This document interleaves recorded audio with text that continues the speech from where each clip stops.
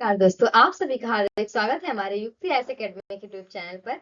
इस चैनल के माध्यम से हम आपको प्रतिदिन परीक्षाओं की करंट अफेयर्स एमसीक्यू के रूप में उपलब्ध कराते हैं। हमारा उद्देश्य है कि आपकी सिविल सेवा और अन्य प्रतियोगी परीक्षाओं की तैयारी और भी प्रभावी एवं सरल हो सके। तो हम शुरू करते हैं अपने 26 नवंबर के सवाल से। सवाल था कि भूटान में हाल ही में आयोजित काल चक्र अभिषेक का उद्घाटन किसने किया है? 4 विकल्प देख लेते हैं इसमें। दलाई लामा, नरेंद्र मोदी, तीसरा है भूटान के राजा जिग्मे खेसर या संयुक्त राष्ट्र महासचिव ने। तो अभी काल चक्र का अभिषेक जो कि काल चक्र अभिषेक उद्घाटन ये नरेंद्र मोदी ने किया है। बी ऑप्शन सही हो जाएगा। इसमें जो कि भूटान में ये हाल ही में काल चक्र अभिषेक जो कि नाम का एक बड़ा धार्मिक कार्यक्रम हुआ है और इस कार्यक्रम की शुरुआत जो कि भारत के प्रधानमंत्री नरेंद्र मोदी ने की है और वे इसके लिए जो कि भूटान गए थे और भूटान के राजा भी वहां पे मौजूद थे इस कार्यक्रम में। आज का सवाल देखते हैं। तो सवाल है कि जस्टिस विक्रमनाथ को हाल ही में किस पद पर नियुक्त किया गया? 4 विकल्प है। सीजीआईए पद पे, नालसा चेयरमैन के पद पे, एससी कमेटी हेड के पद पे या लॉ सेक्रेटरी। तो ये जस्टिस विक्रमनाथ को नालसा चेयरमैन के पद पर नियुक्त किया गया है।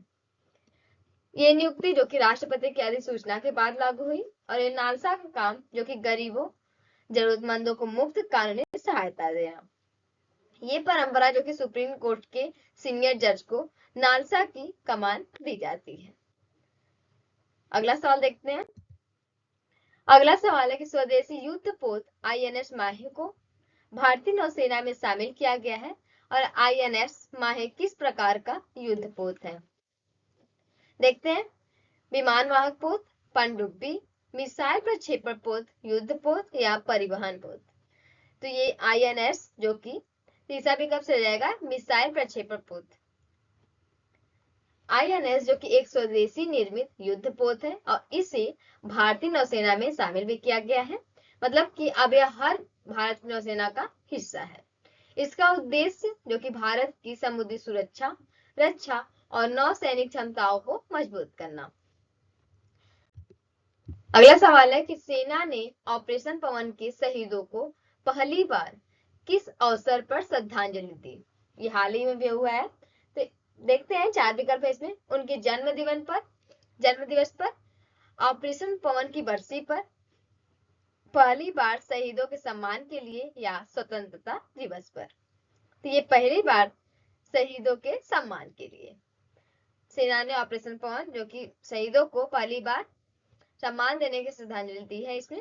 तो सेना ने जो कि ये ऑपरेशन पवन की बात करें तो ये वह सैन्य अभियान था जिसमें भारत की सेना विदेश में जो कि विशेष रूप से लंका में की गई थी।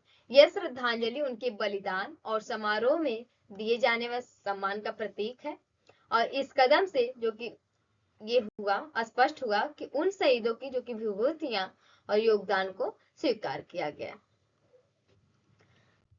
अगला सवाल है कि हाल ही में दिल्ली में जिलों की संख्या कितनी कर दी गई है? तो अभी हाल ही में घटना हुई। तो अभी जो कि हाल ही में किया गया तो ये 11 से 13, दूसरा विकल्प से हो जाएगा। 11 से 13 जिलों संख्या बढ़ा दी गई है। इसमें क्या है कि पुलिसिंग, सड़क प्रबंधन, स्वास्थ्य सेवाएं और सरकारी सुविधाएं जैसी तेज और अधिक इससे प्रभावी हो जाएंगी। और हाल ही में जो कि दिल्ली की जनसंख्या व घनत्व को देखते हुए सरकार ने माना कि जो कि 11 जिलों में प्रबंधन बहुत भारी हो गया था, इसलिए उसने क्या किया कि 13 जिलों में इसे बांटा जा रहा है। ये 13 जिलों का गठन जो कि राजधानी में समान रूप से विकास और संसाधन वितरण में इससे मदद मिलेगी। अगला सवाल देख लेते हैं। राष्ट्रीय दुग्ध दिवस भारत में हर साल 26 नवंबर को ही क्यों मनाया जाता है? देखते हैं। दूध उत्पादन बढ़ाने के लिए, डेयरी किसानों को सम्मान करने के लिए, डॉक्टर वर्गीस कुरियन की जयंती के उपलक्ष्य में या दूध निर्यात का दिन होने के कारण।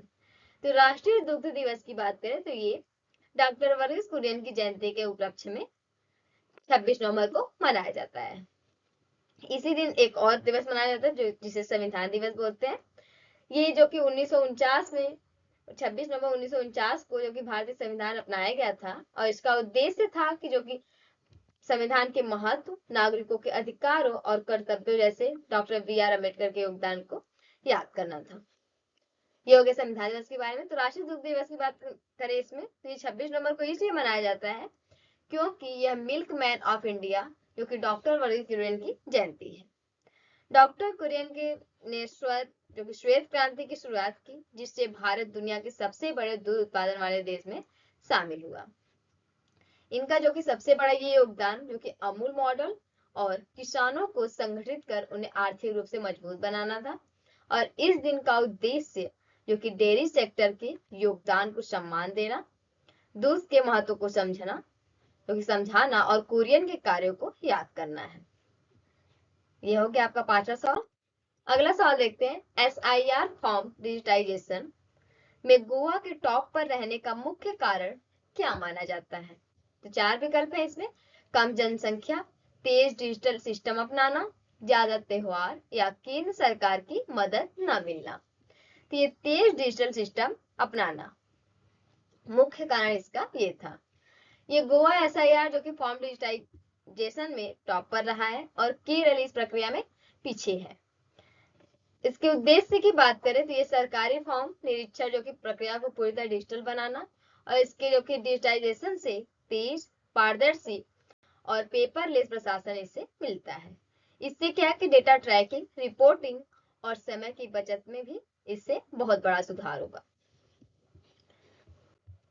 अगला सवाल है कि 5वें खेलो इंडिया यूनिवर्सिटी गेम्स जिसे शॉर्ट में KIUG कहाँ शुरू हुए, इसे बोला जाता है।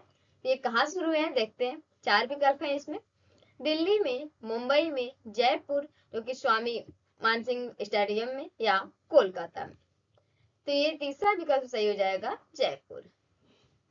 यह गेम्स जो कि विश्वविद्यालय कॉलेज स्तर की राष्ट्रीय खेल प्रतियोगिता है और इसका आयोजन के उद्देश्य है कि युवा खिलाड़ियों को राष्ट्रीय मंच देना और खेल संस्कृति को बढ़ावा देना। KIUG की बात करें तो का संचालन जो कि भारत सरकार के खेल मंत्रालय के तहत होता है और इसमें कई प्रमुख खेलें हैं जैसे कि athletics team, sports, indoor outdoor games जैसे शामिल किए जाते हैं इसमें। यह भारत की जो कि सबसे बड़ी यूनिवर्सिटी स्पोर्ट्स प्रतियोगिता मानी जाती है इसे। अगला सवाल देखते हैं कि हाल ही में किसने अपना चौथा डेविस कप खिताब जीता है? तो 4 विकल्प है, स्पेन ने, इटली ने, जर्मनी ने या जापान ने। तो हाल ही में जो कि इटली ने चौथा डेविस कप जीता है। देख लेते हैं इटली। तो इटली की ये मैप, इसकी कैपिटल है जो कि रोम यहाँ पे है। यहाँ की करेंसी होती है यूरो और यहाँ की जो PM है वो है जॉर्जिया मेलोनी। अगला सवाल है कि हाल ही में कितने सदस्यीय दल के साथ वर्ल्ड स्किल्स एशिया 2025 में पदार्पण किया है? तो 4 विकल्प है, 23, 27, 25 या 20।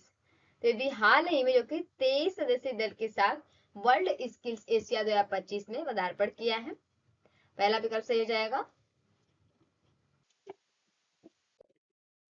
अगला सवाल है कि दक्षिण कोरिया के मशहूर अभिनेता ली सुन जे की मृत्यु किस उम्र में हुई है? तो 4 विकल्प है इसमें, 85 साल में, 88 साल में, 91 साल में या 95 साल में।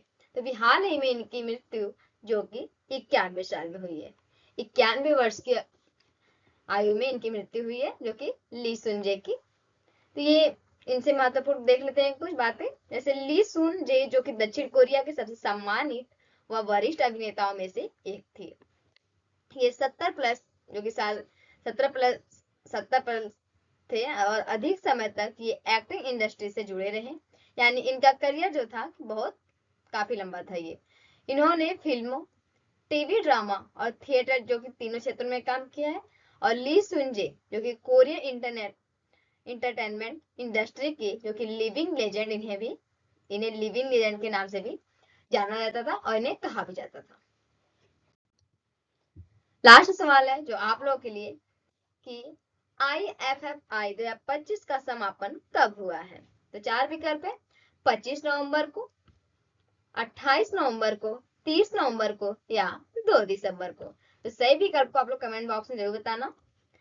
इस वीडियो को अंत तक देखने के लिए आप सभी का दिल से धन्यवाद। यदि यह वीडियो आपके लिए उपयोगी रही तो कृपया चैनल को सब्सक्राइब करें, वीडियो को लाइक करें और अपने दोस्तों के साथ जरूर शेयर करें।